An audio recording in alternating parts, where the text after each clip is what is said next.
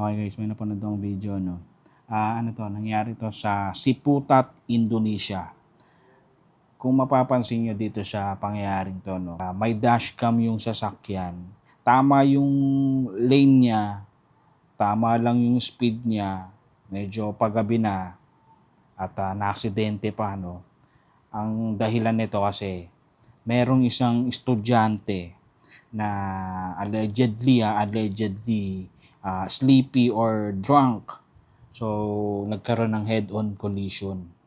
Panoorin nyo kung paano magkakaroon ng head-on collision, no? So, yung motor ng student napunta sa lane ng sasakyan. Kaya nagkaroon talaga ng harapang banggaan, no?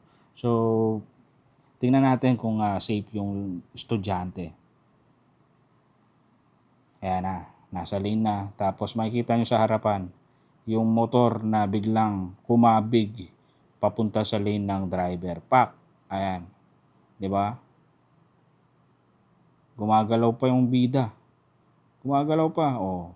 Buhay, no? Buhay. So, napakaswerte pa din nung estudyante na to kasi dahil yung car driver, napansin niya talaga na may paparating sa harapan niya na motor. Inano yun na niya, huminto na siya agad. So, talagang ang impact na lang talaga manggagaling dun sa estudyante, no? At talagang bumangga yung katawan nung estudyante dun sa hood nung sasakyan, no? Kung mapapansin nyo, dun nangyari yan sa tapat ng ng doctor workshop, mobile workshop yan. Napakaswerte nung rider kasi hindi siya talagang napunta sa ilalim, na run over siya, no? Tapos talagang lalapitan siya diyan ng mga ng mga residente, ng mga motorist, no. Kita niyo nag-slow down yung mga ibang motorcycle driver para lapitan siya, no. Ginaid siya papunta sa side habang yung ibang rider binuhat yung kanyang motor, no.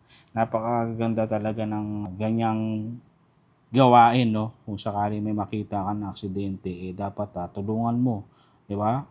Alalayan mo yung nasaktan o kaya buhati mo yung motor, ilagay mo sa gilid para maiwasan na yung heavy traffic, no.